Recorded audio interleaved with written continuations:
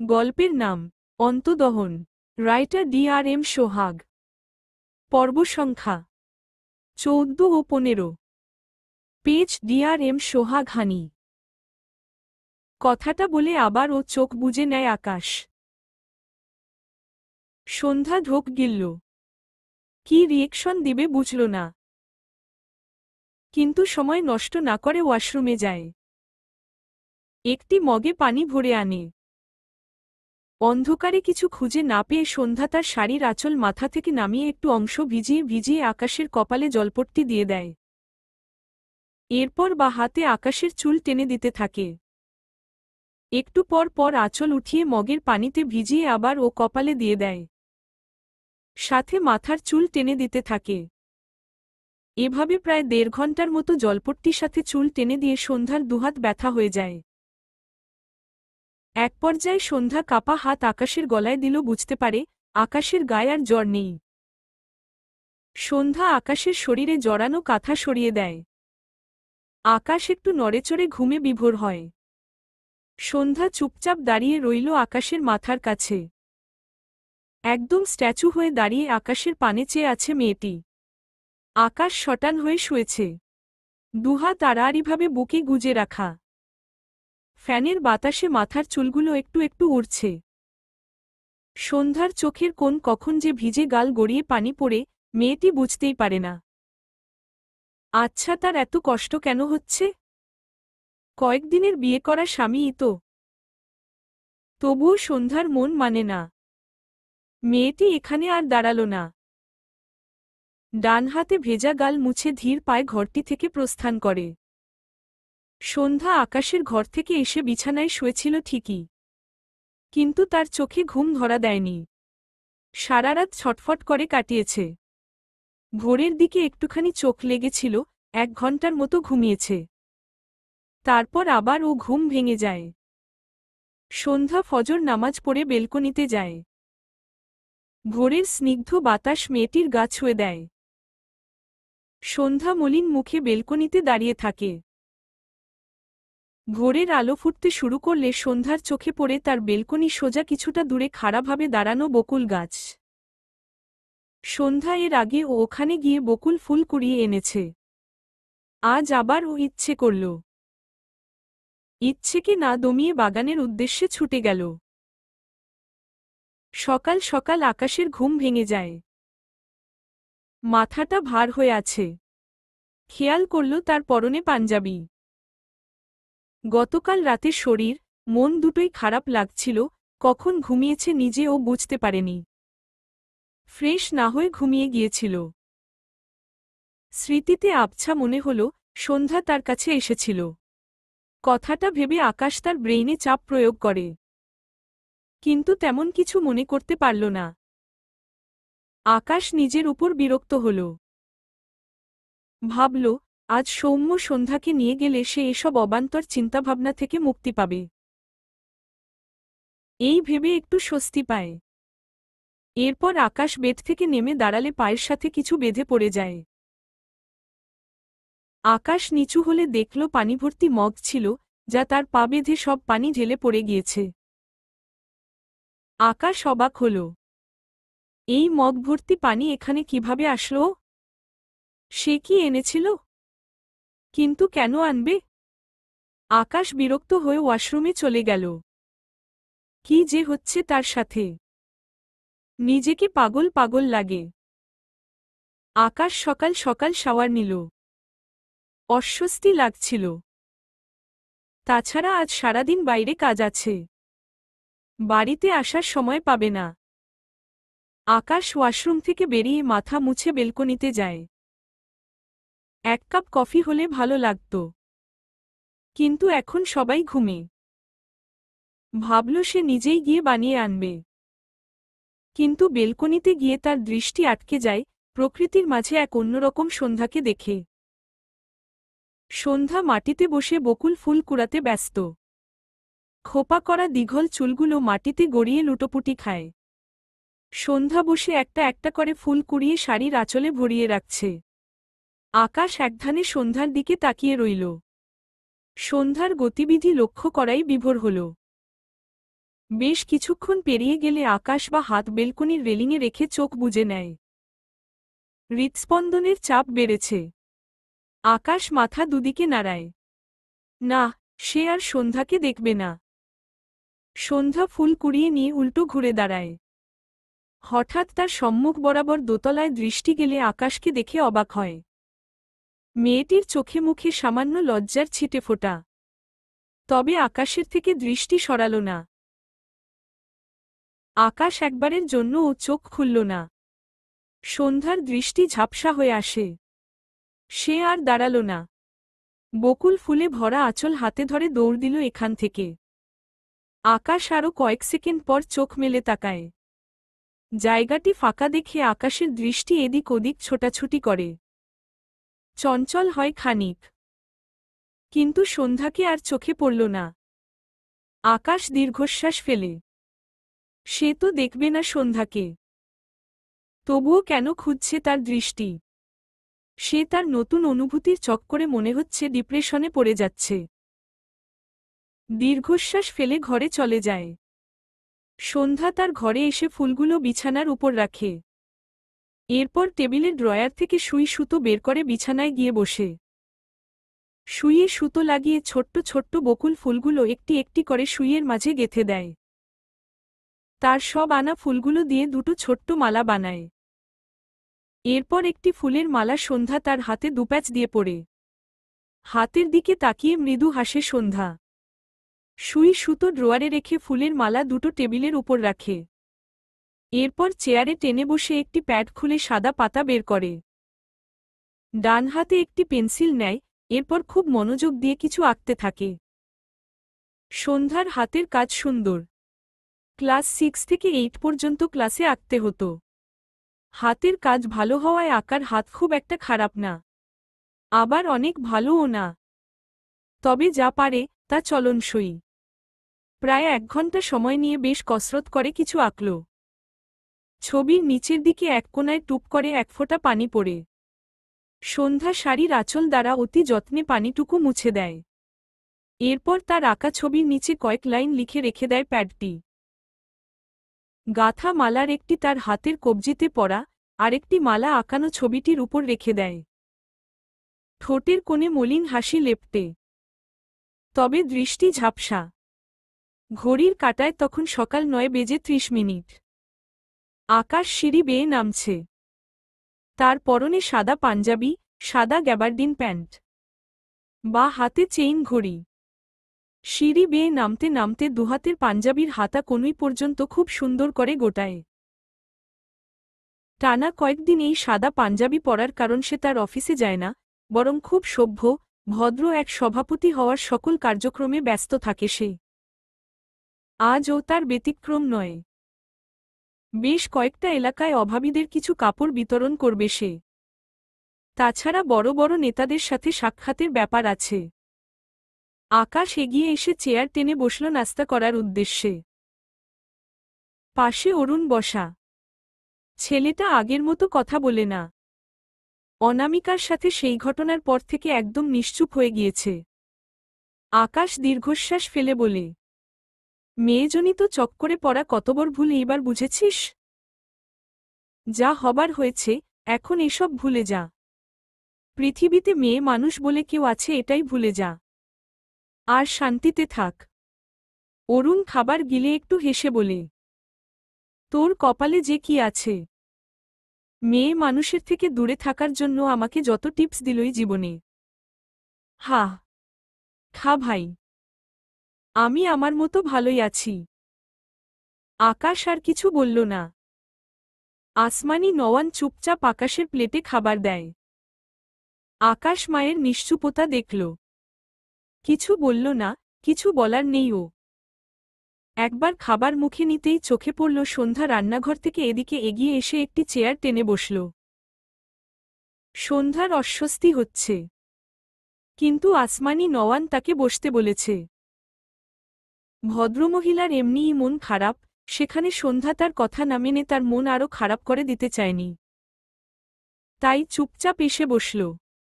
অপর পাশে একটু বামদিকে সরে আকাশ বসা। সন্ধ্যা ঢোক গিলে চোখ তুলে তাকালে আকাশের সাথে চোখাচোখি হয়। দুজনেই দ্রুত চোখ সরিয়ে নেয়। আকাশ খাওয়ায় মনোযোগী হয়। সন্ধ্যাও একটু একটু করে খাচ্ছে। অরুণ খাবার শেষ করে বেরিয়ে গিয়েছে। আকাশ পানি খেয়ে একবার সন্ধ্যার দিকে তাকাল। সে যতবার সন্ধ্যাকে দেখছে শুধু মনে হচ্ছে মেয়েটি আজ চলে যাবে। গলা ঝেড়ে সন্ধ্যার উদ্দেশ্যে বলে, তোমার ভাইয়া কখন আসবে? সন্ধ্যা চোখ তুলে তাকায়। দুদিকে মাথা নাড়িয়ে জানায় সে জানে না। আকাশ আর কিছু বলল না। চুপচাপ উল্টো ঘুরে বাড়ি থেকে বেরিয়ে যায়। সন্ধ্যার আবার ও চোখজোড়া ঝাপসা হয়। মন বলে ওঠে, আমাকে এই বাড়ি থেকে তাড়ানোর এত তাড়া কেন আপনার? সন্ধ্যার পর সন্ধ্যা রেডি হয়ে বেলকনিতে বসে আসে। কমদামি এক বোরখা পরনে, সাথে মাথায় হিজাব বাঁধা। এই দুটো কাপড় সৌম্যর কিনে দেয়া। রেডি হয়ে ভাইয়ের জন্য অপেক্ষা করছে সন্ধ্যা। সে জানে সৌম্য যখন বলেছে সৌম্য তাকে নিতে আসবে, তখন সৌম্য তাকে নিতে আসবেই। আসমানি নওয়ান তার সাথে আজ সারাদিন সেভাবে কথা বলেনি। আকাশকে সকালে একবার দেখেছিল, এরপর আর একবারের জন্য ও দেখেনি আজ। সন্ধ্যা তাকে দেয়া গহনা, শাড়ি সবকিছু আসমানি নওয়ানকে ফিরিয়ে দিতে নিলে তিনি বলেন, এসব তোরই জান্নাত।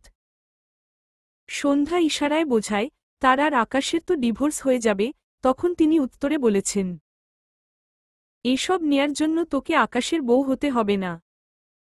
সব তোর কাছে রাখো। সন্ধ্যা আসমানি নওয়ানের কথা ঠিক বোঝেনি। তবে সে এসব কিচ্ছু নেয়নি তার সাথে, সব এই ঘরের এক কোনায় রেখে দিয়েছে। ছোটবেলা থেকে সে তার ভাইয়ের দেয়া শিক্ষায় বড় হয়েছে। যে শিক্ষায় আত্মসম্মানের পরিমাণ ছিল অনেক। সন্ধ্যা কিছুতেই এসব নিতে পারবে না। সৌম্যকে আসতে দেখে সন্ধ্যার মুখে হাসি ফুটে ওঠে। সে আর দাঁড়াল না। একটি ছোট ব্যাগ নিয়ে ঘর থেকে বেরিয়ে যায়। সৌম্য বেল বাজানোর আগেই সন্ধ্যা দরজা খুলে দেয়। সৌম্য সামনে তাকিয়ে তার বোনকে দেখে মৃদুস্বরে বলে, সরি বনু, দেরি হয়ে গিয়েছে। সন্ধ্যা মাথা নেড়ে বোঝাল, কোনো সমস্যা নেই। পিছন থেকে আসমানি নওয়ান ভেজা গলায় বলে, না বলেই চলে যাচ্ছিস জান্নাত? সন্ধ্যার সাথে সাথে পিছু ফিরে তাকায়। আসমানি নওয়ানের কাছে গিয়ে ভদ্রমহিলাকে জড়িয়ে ধরে সন্ধ্যা। সে কি কখনো এনার প্রতি অকৃতজ্ঞ হতে পারে? যেখানে সন্ধ্যাকে সবাই দূরে ঠেলে দিয়েছে, তার ভাই ছাড়া। সেখানে আকাশের মাও একজন মায়ের মতো তাকে কত ভালোবাসা দিয়েছে। সন্ধ্যা ইশারায় বোঝায়, আমি তোমাকে অনেক ভালোবাসি। আসমানি নওয়ান ভেজা চোখে চেয়ে সন্ধ্যার মুখে চুমু খেয়ে জড়িয়ে ধরে। শিমুর মা এগিয়ে এসে সন্ধ্যার গায়ে হাত বুলিয়ে বলে, আমাদের সাথে দেখা করতে আসার কথা ভুলিস না যেন মা। সন্ধ্যা মৃদু হেসে মাথা নাড়ায়। তার মাঝে মাঝে মনে হয়, দমকা হাওয়ায় যেমন কেউ কিছু হারিয়ে ফেলে, নয়তো পেয়ে যায়, ঠিক তেমনি সে এক দমকা হাওয়ায় পেয়ে যাওয়ার মধ্যে এই ভদ্রমহিলা দুটিকে মা হিসেবে পেয়েছে। আকাশ শেষকাল সকাল বাইরে চলে গিয়েছিল। সভাপতি হওয়ার জন্য মোটামুটি অনেক শ্রম দিয়ে বেচারা ক্লান্ত। খুব তাড়াতাড়ি হয়তো সফলও হবে। এটা নিয়ে আকাশের মন ভালো আজ। মাত্র ফিরে গেটের সামনে সৌম্যকে দেখে মনে পড়ল, আজ সৌম্য সন্ধ্যাকে নিয়ে যাবে। সৌম্য তার পাশে আকাশকে দেখে সালাম দেয়। আকাশ সালামের উত্তর নেয়। গতকালকের ব্যবহারের জন্য সৌম্য ভীষণ বিব্রতবোধ করছে। গলা ঝেড়ে বলে, ভাইয়া গতকালকের জন্য সরি। আকাশ সৌম্যর কাঁধে হাত রেখে বলে, চাপ নিও না।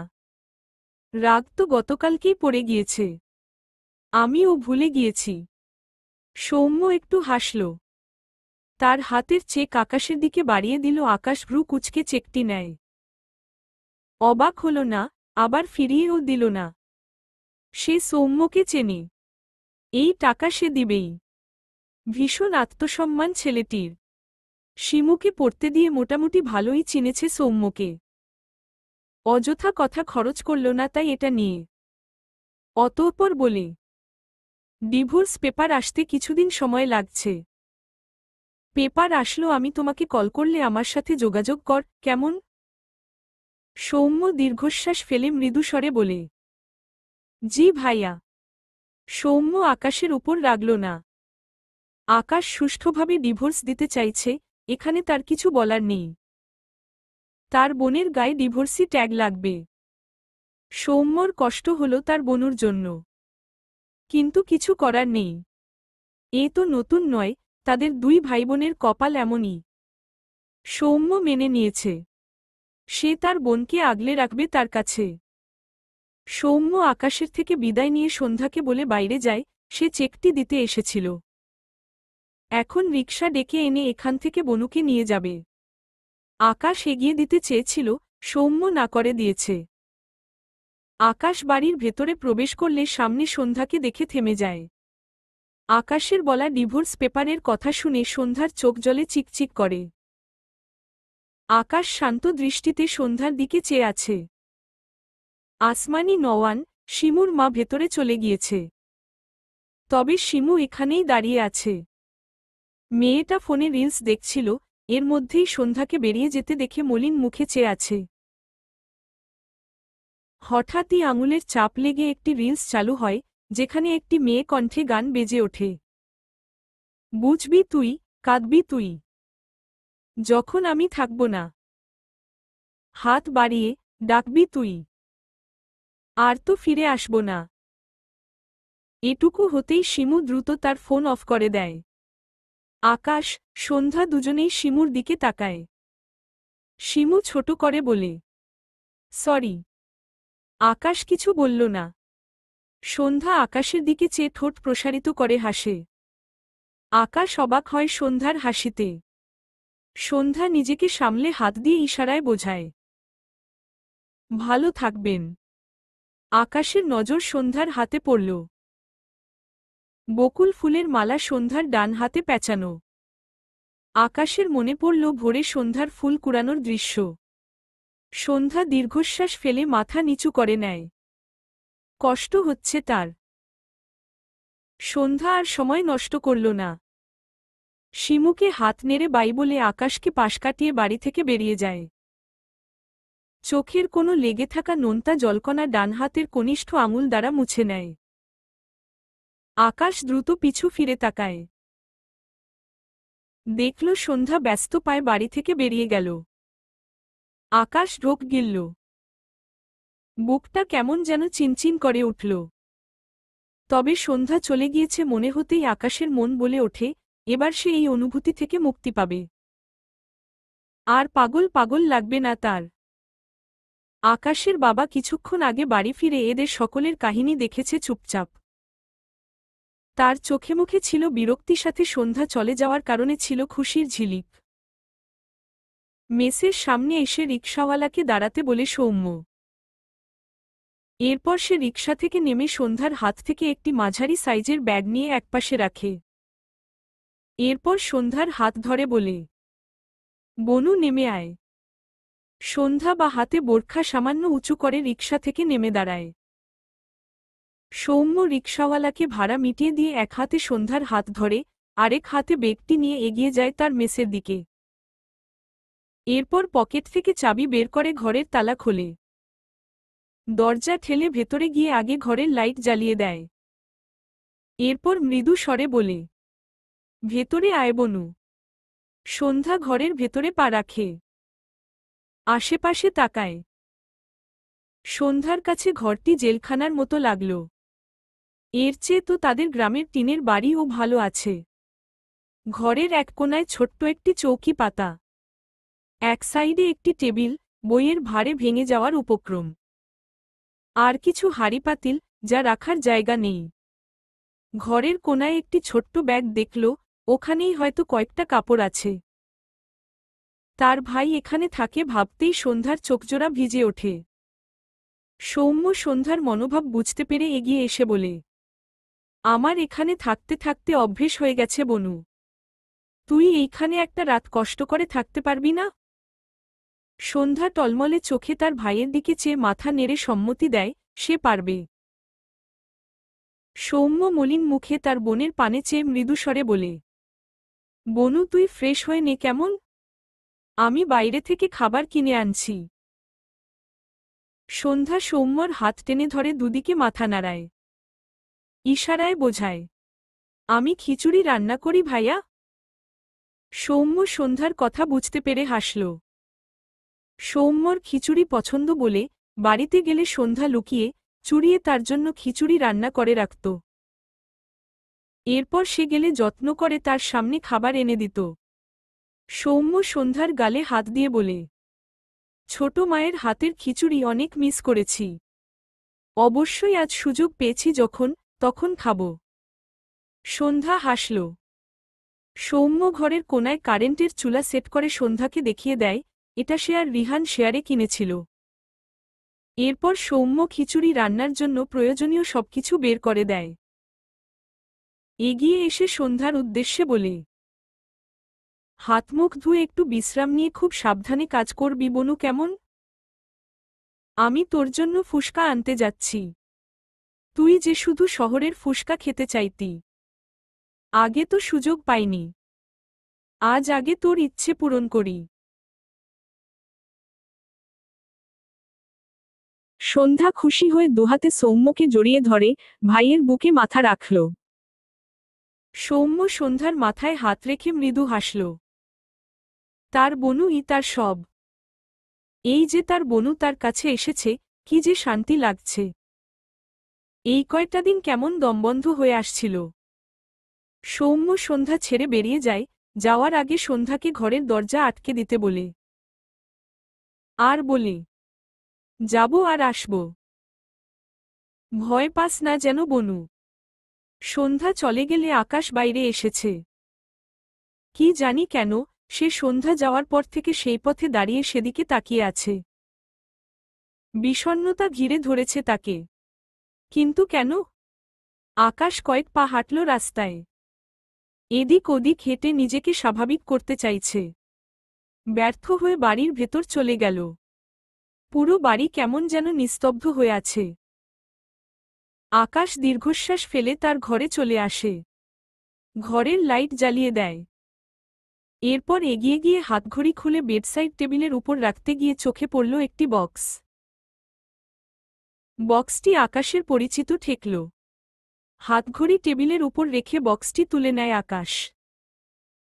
অতঃপর বক্সের মুখ খুললে চোখে পড়ে দুটো নূপুর সযত্নে বক্সের ভিতর পড়ে আছে। আকাশের চোখে মুখে বিস্ময়।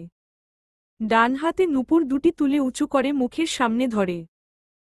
এটা তো সন্ধ্যাকে দেয়া তার নূপুর। সে খুব পছন্দ করে কিনে এনেছিল নূপুর জোড়া। জীবনের প্রথম নূপুর কিনছিল কোনো মেয়ের জন্য। সে জানে না কেন, প্রথম তার পছন্দ হয়েছিল, আর দ্বিতীয়ত সন্ধ্যার কান্নায় তার খারাপ লেগেছিল। মেয়েটি তাকে ফেরত দিয়ে গেল কেন? আকাশের একটুখানি রাগ হল সন্ধ্যার উপর, খারাপ লাগল ভীষণ। তার দেয়া পছন্দের জিনিসটুকু কাছে রাখলে খুব কি ক্ষতি হতো? দীর্ঘশ্বাস ফেলে নূপুর দুটি বক্সে রেখে দেয়। একটি ভাঁজ করা কাগজ উড়ে মেঝেতে পড়ে গেলে আকাশ নিচু হয়ে কাগজটি কুড়িয়ে নেয়। এরপর সোজা হয়ে ধীরে ধীরে কাগজের ভাঁজ খুলে লেখাগুলো মনে মনে আওড়ায়। এই যে শুনুন, একটা আবদার রাখবেন? আমাকে ভুলে গিয়েও হঠাৎ কোনো এক ভোরে, নয়তো কোনো এক বিকেলে, নয়তো কোনো এক সন্ধ্যায় এই সন্ধ্যাকে মনে করবেন। জানি করবেন না। চাঁদ সবসময় বামুনের থেকে পিছিয়ে যায়। আমার উদ্ভট আবদারে বিরক্ত হলে ক্ষমা করবেন। আপনার হয়তো রাজনীতিবিদরা পছন্দের তালিকায়, তবে আমার মনে হয় রাজনীতিতে জড়িয়ে পড়া ভালো নয়, এসব থেকে দূরে থাকার চেষ্টা করবেন। জানি, আমি মূল্যহীন সন্ধ্যার কথা আপনার কাছে আমার মতোই মূল্যহীন। তবুও নিজের একটি ইচ্ছে লিখে ফেললাম। ক্ষমা করবেন। আপনাকে সাদা পাঞ্জাবিতে ভীষণ স্নিগ্ধ, সুন্দর লাগে। ভালো থাকবেন শুভ্র পাঞ্জাবিওয়ালা। ইতি। সন্ধ্যা শেখ। ছোট্ট একটি চিঠি, যার শব্দসংখ্যা ৯৪। ১০০টি শব্দও নেই যে চিঠিতে। সেই চিঠি পড়ে আকাশের বুকে চিনচিন ব্যথার উৎপত্তি হল। সন্ধ্যার শুভ্র পাঞ্জাবিওয়ালা সম্বোধনে সামান্য সুখকর ব্যথার অনুভূতি হলে ও বাকিটুকুর ভারে আকাশ বোধহয় কষ্টের ছাপে নুয়ে পড়ে। মেয়েটি তার কাছে আবদার করেছে, তাকে যেন কোনো একদিন মনে করে আকাশ। অথচ আকাশ তো মেয়েটিকে ভুলতেই পারছে না। আজ সারাদিন বেখেয়ালে কাজ করেছে। অরুণের কতগুলো ধাক্কাও খেয়েছে। বেখেয়ালের কারণটা তো সন্ধ্যা। আকাশকে সন্ধ্যা চাঁদের সাথে তুলনা করল কেন? আর নিজেকে বামুন কেন বলল? চিঠির দিকে তাকিয়ে বিড়বিড় করল, মেয়ে তুমি কি জানো, তোমার কত গুণ আছে? তোমার মাঝে সৌন্দর্যের সীমা নেই। মেয়ে জানো কি, তুমি যে আস্ত এক মায়া। এত এত গুণ, এত সৌন্দর্য, এতখানি মায়া থেকে বেরোনো যায়? আমি তো এখনো পারিনি। ভেবেছিলাম তুমি চলে গেলে এই অনুভূতির শিকড় ছিঁড়ে বেরোতে পারব। কিন্তু আমার অনুভূতির প্রখরতা যে বেড়েই চলেছে। আমি অসুস্থ হয়ে যাচ্ছি সন্ধ্যা। আকাশের কণ্ঠে অসহায়ত্ব ঝরে পড়ছে। চিঠিটি খুব যত্নে ভাঁজ করে পাঞ্জাবির পকেটে রাখল। এরপর বেলকনিতে চলে গেল। ইরা তার ঘরের জানালার পাশে দাঁড়িয়ে আকাশপানে চেয়ে আছে। গতকাল সৌম্যর সাথে দেখা করে আসার পর থেকে ইরার মনে হচ্ছে সে কাঁদতে ভুলে গিয়েছে। সেই ঝর্ণার নিচে বসে কাঁদল। তারপর আর কান্না আসেনি। তার মনে হচ্ছে তার মাঝে প্রাণ নেই, সে শুধু তার দেহ টেনে নিয়ে বেড়াচ্ছে। দুহাত জানালার গ্রিলে রেখেছে। ইরা দেখতে পায় সৌম্য তার দিকে হেসে তাকিয়ে আছে। ইরা ডান হাত উঠিয়ে ডাকতে চায়, তার আগেই সৌম্য হাস্যোজ্জ্বল মুখে ডাকে, ইরাবতী। কত মায়া এই ডাকে। ইরা মলিন মুখে বলে, সৌম্য আমাকে একটু ভালোবাসবি? কথাটা বলে ইরা চারপাশে তাকাল। কেউ নেই। সৌম্য আর আসবে না তার কাছে। তাকে খুব নিখুঁতভাবে ফিরিয়ে দিয়েছে। কিন্তু বিয়ে করে নিবে কি? বিড়বিড় করল, বিয়ে করিস না সৌম্য। আমি আর তোর কাছে যেতে চাইব না। তবুও তোর পাশে অন্য কাউকে ঠাঁই দিস না। বাবার ডাকে ইরা ঝাপসা চোখজোড়া মুছে নেয়। দীর্ঘশ্বাস ফেলে ঘর থেকে বেরিয়ে যায়। ইশতিয়াক আহমেদ টেবিলের উপর একটি প্যাকেট রেখে সোফায় বসে ইরার দিকে চেয়ে মৃদু হেসে বলে, তোমার পছন্দর রসমালাই এনেছি। এরপর তার স্ত্রীর উদ্দেশ্যে বলে, ইরাকে রসমালাই দাও তো। ইরা টেবিলের উপর রাখা প্যাকেটটির দিকে তাকাল। স্মৃতির পাতায় এক সোনালি দিন ভেসে ওঠে। রসমালাই ইরার ভীষণ পছন্দের। তাই শখ করে রসমালাই নিজ হাতে বানানো শিখেছিল যখন তারা বন্ধু ছিল। একদিন সৌম্যর জন্য নিজ হাতে বানানো রসমালাই বাটি ভরে নিয়ে গিয়েছিল ভার্সিটি। ভার্সিটির মাঠে বসে সৌম্য খুব তৃপ্তি করে খাচ্ছিল। ইরা মুগ্ধ হয়ে দেখছিল। সৌম্যর সবকিছুই তার ভালো লাগে। সৌম্য খেতে খেতে সব রসমালাই খেয়ে ইরার দিকে চেয়ে অসহায় কণ্ঠে বলেছিল, সরি ইরাবতী, ভুলে সব খেয়ে ফেলেছি। ইরা অবাক হয়। সৌম্য হঠাৎ হঠাৎ এই নামটা নেয়, আর ইরার প্রতিবার মনে হতো এই প্রথম ডাকছে সৌম্য এই নামে। প্রতিবার নতুনত্বরে স্বাদ পায় সৌম্যর ইরাবতী ডাকে। তবে সেদিন সৌম্যর কথায় হেসেছিল। বুঝেছিল মিষ্টি সৌম্যর পছন্দের খাবার। ডান হাতে সৌম্যর চুল এলোমেলো করে দিয়ে হেসে বলেছিল, সব তোর জন্য নিয়ে এসেছিলাম সৌম্য। কথাগুলো ভাবতে গিয়ে কখন যে চোখের কোণ ভিজে উঠল, ইরা টের পায় না। এই রসমালাই তার সৌম্যকে ছাড়া সে সেদিনই খেতে পারবে, যেদিন সে পাগল হয়ে তার সৌম্যকে ভুলে যাবে। তার বাবাকে মৃদুস্বরে জানায়, খাবো না। কথাটি বলে ইরা তার ঘরে যেতে পা বাড়ায়। ইশতিয়াক আহমেদ বলে, তোমার সাথে আমার কথা আছে। এসো। ইরা তার বাবার দিকে তাকায়। ইশতিয়াক আহমেদ বলে, তোমার জন্য পাত্র ঠিক করেছি। আগামীকাল তোমাকে দেখতে আসবে। রেডি হয়ে থাকবে। ইরা খুব স্বাভাবিকভাবে উত্তর দিল, আমি বিয়ে করব না। ইশতিয়াক আহমেদ সোফা থেকে উঠে মেয়ের সামনে এসে দাঁড়ায়। পকেট থেকে ফোন বের করে একটি পিক বের করে ইরার সামনে ধরে। ইরা তার বাবার থেকে ফোনটি তার হাতে নেয়। ভ্রু কুঁচকে তাকায় ফোনটির দিকে। পিকটিতে স্পষ্ট দেখা যাচ্ছে একটি বিয়ে বাড়ি যেখানে সৌম্য বর সেজে দাঁড়িয়ে আছে। তার পাশেই সৌম্যকে ঘেঁষে এক নতুন বউ। পিকটি দেখে ইরার দুনিয়া কেঁপে ওঠে। গতকাল বিয়ের কথা বলে আজকেই বিয়ে করে নিল সৌম্য। বিষবাণের চেয়েও বিষাক্ত কিছু যেন তার প্রতিটি রন্ধ্রে রন্ধ্রে আলোর বেগে ছুটতে শুরু করল। স্তব্ধ হয়ে এই যন্ত্রণা নিবারণ করতে চাইল ইরাবতী। সে কাঁপছে। হাত থেকে ফোন পড়ে যাওয়ার আগেই ইশতিয়াক আহমেদ ফোনটি নিয়ে নেয় ইরার থেকে। এরপর ফোন পকেটে রাখতে রাখতে বলে, আশা করি এবার বিয়ে করতে তোমার কোনো সমস্যা হবে না। ইরা তার বাবার কথা শুনেছে কি না সে কাঁদতে পারছে না। বহু কষ্টে উল্টো ঘুরে ধীরে ধীরে কয়েক পা এগিয়ে যায়, উদ্দেশ্য তার রুম। হাঁটতে পারছে না সে। শরীর টলছে। তবু ও নিজেকে টেনে নিয়ে গেল। তার ঘর থেকে 3 হাত দূরত্বে এসে ইরার পা থেমে যায়। আর এগোতে পারল না সে। শরীর ছেড়ে দিতেই আস্তে করে বামদিকে হেলে ঠাস করে মেঝেতে পড়ে যায়। ইরার মা মেয়ের অবস্থা দেখে দৌড়ে গিয়ে ইরার পাশে বসে ভাঙা গলায় ডাকে, ইরা। ইশতিয়াক আহমেদ ভ্রু কুঁচকে চেয়ে আছে ইরার দিকে। ইরার হাত পা বাঁকা হয়ে আসছে। মুখ বেঁকে যাচ্ছে। এই পর্যায়ে ইশতিয়াক আহমেদ ভয় পেলেন। সময় যত বাড়ল ইরা তত অস্বাভাবিক হতে লাগল। ইশতিয়াক আহমেদ মেয়ের অবস্থায় আর দাঁড়িয়ে থাকতে পারলেন না। দ্রুত পায়ে এগিয়ে গিয়ে ইরার পাশে বসে ইরাকে ডাকে, ইরা। ইরার অবস্থা খারাপ হতে থাকে। তার বাবা গলা ধরা গলায় ডাকে, ইরা মা। ইরার রেসপন্স নেই। ইশতিয়াক আহমেদের চোখে মুখে ভীতি জড়ো হয়। তার মেয়ে এরকম করছে কেন? সময় নষ্ট না করে মেয়েকে দ্রুত কোলে তুলে নেয়। বাইরে বেরোতে বেরোতে চিৎকার করে বলে, তাড়াতাড়ি গাড়ি বের কর। আমার মেয়ের কি যেন হয়েছে। হসপিটাল যেতে হবে। ততক্ষণে কেউ গাড়ি বের করেছে। ইশতিয়াক আহমেদ মেয়েকে নিয়ে পিছনের সিটে বসে।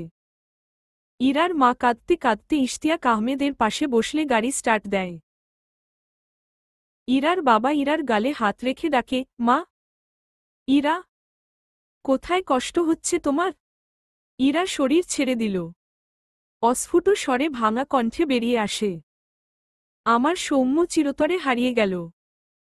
দুচোখের কোণ ঘেঁষে দুফোঁটা যন্ত্রণাময় অশ্রু গড়িয়ে পড়ে। ইরা শান্ত হয়ে গেল। আর একটুও নড়ল না সৌম্যর ইরাবতী। ইরার কথা কেউ শুনতে পায় না। ইশতিয়াক আহমেদ মেয়েকে বুকে জড়িয়ে নিলেন। পাথর মনের অধিকারী এক মানব মেয়ের করুণ অবস্থায় যেন নিমিষেই ভেঙে গেল। এত নিষ্ঠুর মানবের চোখের কোণে পানি জমতে শুরু করল তার মেয়ের কঠিন অবস্থা দেখে। সৌম্য কালকের জন্য খুব অল্প করে একটু একটু করে বাজার করেছে। হাফ কেজি গরুর মাংস নিয়েছে, তার বনুর পছন্দের রুই মাছ নিয়েছে কয়েকটা কাটা পিস। আর কাঁচা বাজার টুকটাক যা লাগে খুব সামান্য পরিমাণে নিয়েছে। সাথে নিয়েছে তার বনুর ফুসকা। গ্রামে ও ফুসকা পাওয়া যেত, তবে এখানে রেস্টুরেন্টে যে ফুসকাগুলো পাওয়া যায় সেসব গুণগতমান অনেক ভালো হয়। তাছাড়া সৌম্য নরমাল ফুসকার সাথে দই ফুসকাও নিয়েছে। এগিয়ে যেতে যেতে হঠাৎ সৌম্যর পা থেমে যায়। এই সেই জায়গা যেখানে গতকাল তার ইরাবতী তাকে জড়িয়ে ধরেছিল। কেঁদে কেঁদে ভালোবাসা ভিক্ষা চেয়েছিল। কিন্তু সৌম্য নিঃশব্দে হাজারো যন্ত্রণা বুকে চেপে তার শখের নারীকে ফিরিয়ে দিয়েছিল। আচ্ছা, তার ইরাবতী কি সত্যিই অন্যকে বিয়ে করে নিবে? এমন হলে সৌম্যর খুব কষ্ট হবে, কিন্তু সে কষ্ট দেখার কেউ নেই। বাবা মায়েরা কত কিছু স্যাক্রিফাইস করে। সেই তার বনুর মা, সেই তার বনু বাবা। তাকে তো তার বনুর জন্য আরও অনেক কিছু করতে হবে। তাছাড়া ইরাবতী রাজরানী না হয়ে চাকরানী হতে কেন আসবে তার কাছে? ইরাবতী ভালো থাকুক। চোখের সামনে ভাসল গতকালকের বিধ্বস্ত ইরাবতীর মুখটা। যখন সে বলেছিল সে ইরাবতীকে ভালোবাসবে, ইরাবতীর মুখ চকচক করে উঠেছিল। সেই দৃশ্য ভাসল। সৌম্যর চোখ ঝাপসা হয়। দুহাত প্যাকেটে ভর্তি। সৌম্য ডান হাতের বাহু দ্বারা চোখ মুছল। এসব ভাবনার ইতি ঘটাল। তার বনু তার জন্য অপেক্ষা করছে। সন্ধ্যা এত সব দেখে ভীষণ খুশি হবে। দৌড়ে এসে তাকে জড়িয়ে ধরে ইশারায় বলবে, ভাইয়া তুমি খুব ভালো। কথাটা ভেবে সৌম্য একটু হাসল। কতদিন পর বনুর হাতের রান্না খাবে। সন্ধ্যার হাতের রান্না তার খুব পছন্দের। মনে হয় একদম মায়ের হাতের রান্না। বনু তো তার মাই। হঠাৎ পিছন থেকে সৌম্যর মাথার পিছনে রড দিয়ে কেউ গায়ের জোরে বাড়ি দেয়। সৌম্যর শরীর দুলে ওঠে। কয়েক পা সামনে চলে যায়। দুহাত থেকে খাবারের জিনিসগুলো পড়ে যায়। সৌম্য ডান হাত তুলে মাথার পিছনে দেয়। ঝাপসা চোখে সামনে তাকালে দুজন লোককে দেখল, তবে ভীষণ ঝাপসা। সৌম্য এলোমেলো পায়ে তাদের আঘাত করার জন্য এগোলে একজন সৌম্যর কপাল বরাবর আগের চেয়েও জোরে আরেকটা বাড়ি দেয়। সৌম্যর মাথা ভনভন করে ঘুরতে থাকে। কয়েক কদম পিছিয়ে যায়। পড়ে যেতে নিলে আরেকজন এসে বা হাতে সৌম্যর শার্টের কলার ধরে ডান হাতে সৌম্যর পেটে চাকু ঢুকিয়ে দেয়। এরপর সৌম্যকে ধাক্কা দিয়ে ফেলে দিয়ে দুজন এখান থেকে চলে যায়। সৌম্য মাটিতে চিৎপটাং হয়ে পড়ে থাকে। মাথাটা সামান্য উঁচু করে উঠতে চাইল, একটুখানি শক্তিও যে নেই শরীরে। পারল না উঠতে। শক্ত মাটিতে শরীর ছেড়ে দিল। ফাঁকা রাস্তা, কেউ নেই আশেপাশে যে একটু সৌম্যকে সাহায্য করবে। সৌম্য বিড়বিড়িয়ে অস্ফুট স্বরে কয়েকটি শব্দ করল। ই রাববতী, বনু অপেক। খা। আর কিছু বলতে পারল না। শরীর স্থির হয়ে গেল। বন্ধ চোখের পাতা ভেদ করে কয়েক ফোঁটা পানি গড়িয়ে পড়ল জমিনের বুকে। পাশেই অবহেলে পড়ে রইল তার বনুর জন্য পছন্দের সব খাবার, যা নিয়ে তার বনুর কাছে আর পৌঁছানো হল না সৌম্যর। সন্ধ্যা রান্না শেষে পুরো ঘর পরিপাটি করে গুছিয়ে রেখেছে। আকাশের কথা ভীষণ মনে পড়ছে। আকাশ কি তার দেয়া চিঠি পাবে? নাকি তার মতো তার চিঠি ও অবহেলায় পড়ে থাকবে ঘরের এক কোণে? নাকি চিঠির জায়গা হবে কোনো এক ময়লার স্তূপে? আকাশ তাকে ভুলে গিয়ে আবার ও বিয়ে করবে? তার বোন সকালের বলা কথাগুলো ভেবে চোখ ভিজল। হয়তো সত্যিই আকাশ তার অপূর্ণতার জন্য তাকে ডিভোর্স দিয়ে পরীর মতো একটি মেয়েকে বিয়ে করবে, তাই না? করবে নাই বা কেন? সে তো ভীষণ সুন্দর। তার সাথে আকাশকে যায়? একটুও যায় না। সন্ধ্যা দুহাতে চোখের কোণ মুছে নিজেকে সামলে নিল। এসব আর ভাবতে চায় না। বেশ অনেকক্ষণ যাবৎ ভাইয়ের জন্য বসে বসে অপেক্ষা করছে সন্ধ্যা। সেই কখন বেরিয়েছে সৌম্য ভাইয়া। এখনও আসে না কেন? যাওয়ার আগে যে বলল যাবে আর আসবে। কোথায় সে? আসে না তো। সন্ধ্যা অপেক্ষা করতে করতে এগিয়ে গিয়ে একটি প্লেটে খিচুড়ি বেড়ে নেয়। দুজনের জন্য এক প্লেটেই নিয়েছে। আগে কত একসাথে খেয়েছে। হয় সে সৌম্যকে খাইয়ে দিত আর নিজে খেত, নয়তো সৌম্য ভাইয়া নিজে খেত আর তাকে খাইয়ে দিত। সন্ধ্যা আজ ঠিক করেছে সে সৌম্যর হাতে খাবে। খিচুড়ির প্লেটটি নিয়ে চৌকির উপর রাখল সন্ধ্যা, এরপর একটি জগভর্তি পানি এনে বিছানার কাছে মেঝেতে রাখল। তখনই দরজায় কেউ কড়া নাড়ে। সন্ধ্যার মুখে হাসি ফুটে ওঠে। ভাবতে ভাবতেই তার ভাই এসে পড়েছে। সন্ধ্যা এগিয়ে গিয়ে দরজা খুলে দিল। সৌম্যর জায়গায় দুজন অপরিচিত লোককে দেখে সন্ধ্যা অবাক হয়, সাথে একটু ভয় পায়। জায়গাটি অপরিচিত, সে তো কিছু চেনে না। সন্ধ্যা ঢোক গিলে জিভ দিয়ে ঠোঁট ভেজায়, হাত দিয়ে ইশারা করে বলতে চায় তারা কি চায়। তার আগেই একজন লোক সন্ধ্যার গালে কষিয়ে এক থাপ্পড় মেরে দেয়। সন্ধ্যা হুমড়ি খেয়ে পড়ে দরজার কোণার সাথে কপাল ধাক্কা খায়। কপাল বোধহয় কেটে গিয়েছে। সন্ধ্যা দাঁতে দাঁত চেপে ব্যথা গিলে দুহাতে দরজা আঁকড়ে ধরে। সে হতভম্ব হয়ে গিয়েছে। এটা কি হলো তার সাথে? তাকে কেন মারল এভাবে? একজন লোক বলে ওঠে, মালদা সেই তো। লোকটির বিদঘুটে চাহনিতে বলা তিক্ত বাক্যটি শুনে সন্ধ্যা ভীতসন্ত্রস্ত হয়ে তাকায় লোক দুটোর দিকে। এরা বাজে ইঙ্গিত দিচ্ছে, সন্ধ্যা বুঝেছে। ভয় মেয়েটির হাত পা রীতিমতো কাঁপছে। তবুও সাহস করে সন্ধ্যা উঠে দাঁড়াতে চায়, তার আগেই আরেকজন সন্ধ্যার অপর গালে থাপ্পড় বসিয়ে দেয়। সন্ধ্যা আবার ও হুমড়ি খেয়ে পড়ে মেঝেতে। পুরুষালী শক্ত হাতে দুটো থাপ্পড় খেয়ে সন্ধ্যার মাথা ঘুরছে। গাল দুটো টনটন করে উঠল। সন্ধ্যা ভেজা চোখে লোকগুলোর দিকে তাকায়। এরা কারা? তার সৌম্য ভাইয়া কোথায়? কখন আসবে তার ভাই? সে তো কথাও বলতে পারে না। একটু আওয়াজ করবে সেটাও পারছে না। হঠাৎই একজন এগিয়ে এসে সন্ধ্যার চুলের মুঠি ধরে বলে, মাইয়া বোবা হইলে কি হইছে? মাল তো কাঁচা। মজা হইব। কথাটা বলে সন্ধ্যাকে ছুঁড়ে ফেলে। সন্ধ্যা আবার ও ঠাস করে পড়ে যায়। এবার তার মাথা চৌকির সাথে গিয়ে ধাক্কা লাগে। এতগুলো থাপ্পড়, ধাক্কা, মাথায় ব্যথা পেয়ে মাথাটা ঝিমঝিম করে ওঠে। না চাইতে ও ব্যথায় চোখ থেকে পানি গড়িয়ে পড়ে। কি করেছে সে?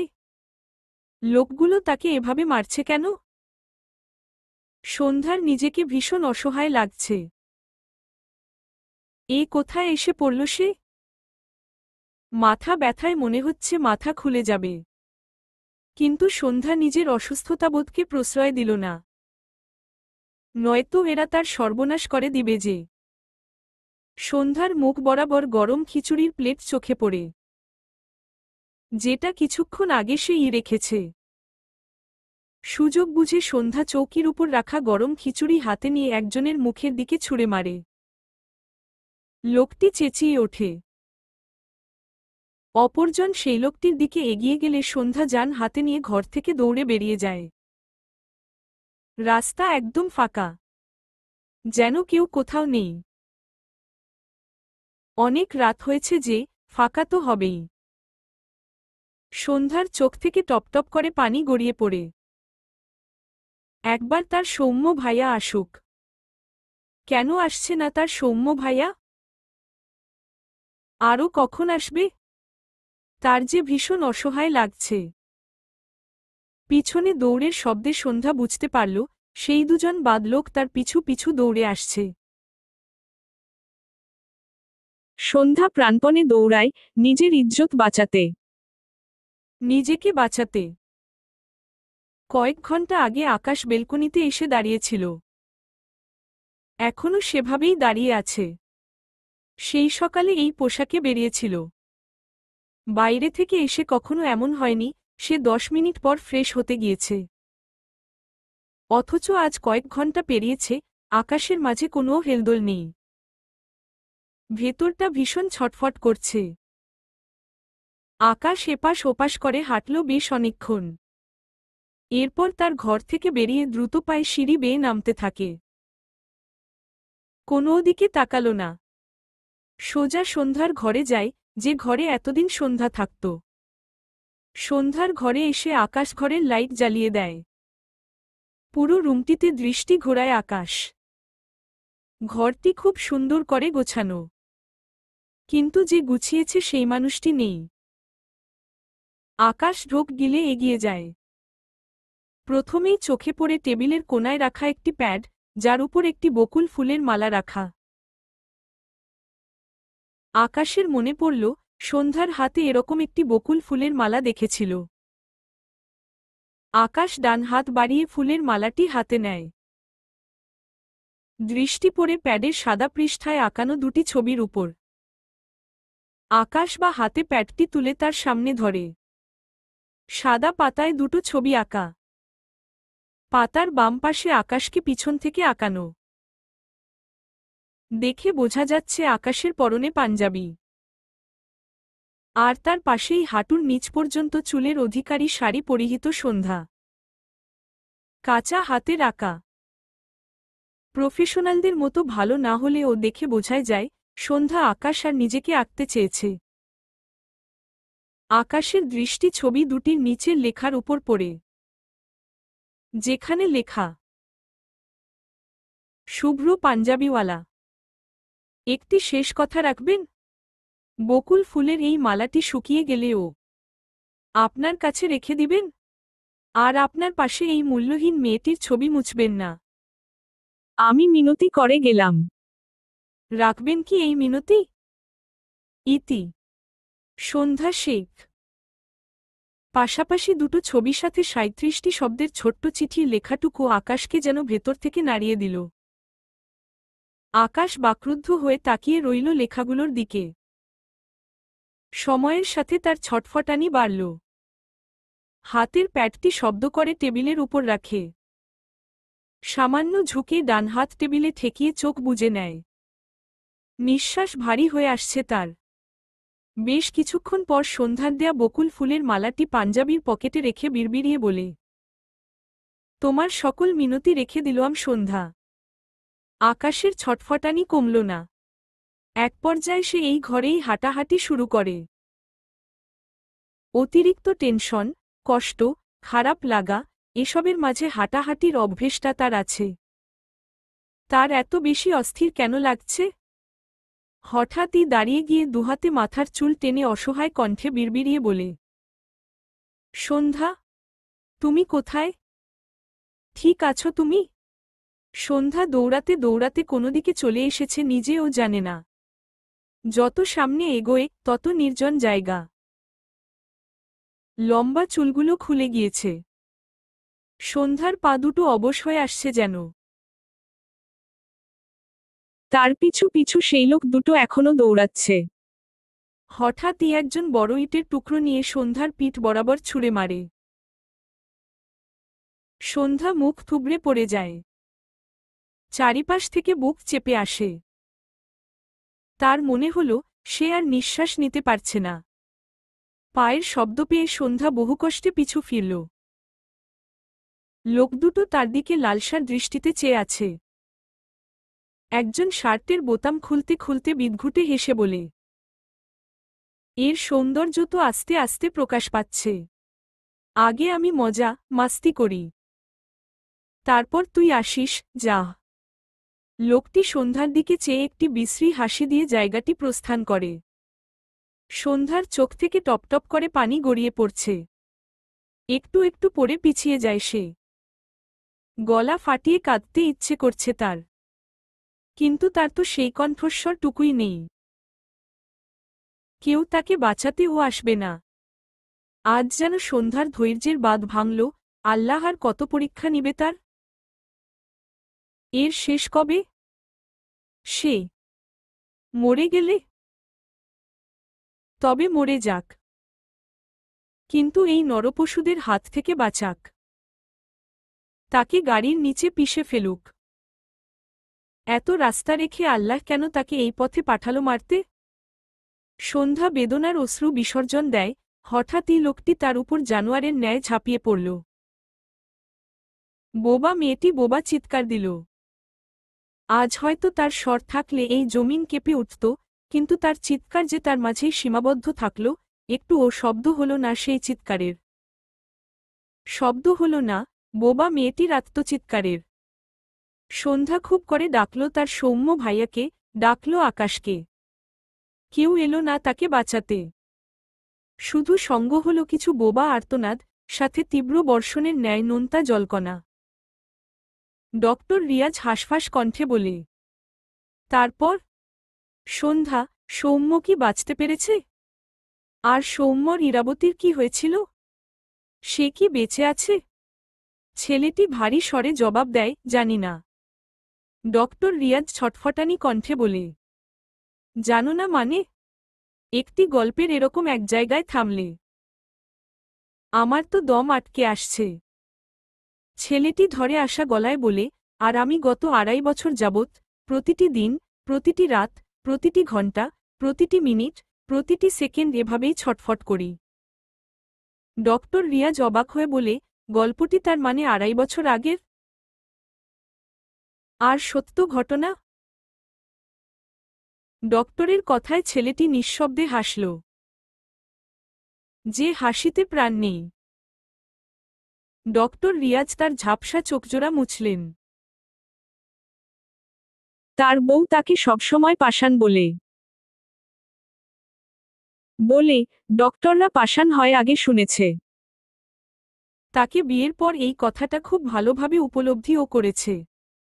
কিন্তু আজ সেই পাষাণ ডক্টর রিয়াজের চোখজোড়া ভিজল 3টে অসহায় মানুষের জন্য। এরপর নিজেকে সামলে রিয়াজ নিজ মনে বলে, এরপর কি হয়েছিল? সন্ধ্যা কি ধর্ষণ হয়েছিল? সে কি সেদিন বাঁচতে পেরেছিল ওই পশুদের হাত থেকে? সৌম্য, ইরাবতী কি বাঁচতে পেরেছিল? নাকি সৃষ্টিকর্তা তাদের অধ্যায় সেখানেই সমাপ্তি এঁকে দিয়েছিল? কেবিনের ভেতর থেকে একজন ডক্টর বেরিয়ে এসে ছেলেটির উদ্দেশ্য বলে, আপনার মা আপনাকে ডাকছে। ছেলেটি উঠে দাঁড়ায়। কেবিনের দিকে এগিয়ে গেলে ডক্টর রিয়াজ জিজ্ঞেস করে, তোমার নাম কি? ছেলেটি দাঁড়িয়ে যায়। মৃদুস্বরে বলে, আকাশ নওয়ান। ডক্টর রিয়াজ বিস্ময় দৃষ্টিতে তাকায় ছেলেটির পানে। অবাক হয়ে বলে, এই গল্পেও তো। ছেলেটি উল্টো ঘুরে ডক্টর রিয়াজকে থামিয়ে দিয়ে মলিন হেসে বলে, গল্পটা তো আমারই ছিল। একটু থেমে দীর্ঘশ্বাস ফেলে বলে, আর আমার সন্ধ্যা মালতীর। ডক্টর রিয়াজ অবাক হয়ে বলে, সন্ধ্যামালতী কে? আকাশের দৃষ্টি ঝাপসা। অজায়নায় দৃষ্টি রেখে কণ্ঠে মুগ্ধতার সাথে মলিনতা মিশিয়ে বলে, শ্যামলা গরনের এক মেয়ে, যার স্নিগ্ধ হাসিতে বামগালে সৃষ্টি হয় এক গভীর টোল। যে নৃত্য করলে তার দীঘল কালো চুলগুলো তাকে সঙ্গ দেয়। যে ফুল কুড়াতে ব্যস্ত হয়ে পড়লে তার কালো রেশমি চুলগুলো পরম যত্নে মাটি ছুঁয়ে দেয়। যার দুচোখ কথা বলে, দুহাত কথা বলে, কিন্তু কখনো মুখ নাড়িয়ে শব্দ খরচ করতে হয় না। যার অনুপস্থিতি আমার হৃদয় ভয়ঙ্করভাবে পুড়িয়ে দিতে সক্ষম। সে আমার সন্ধ্যামালতী।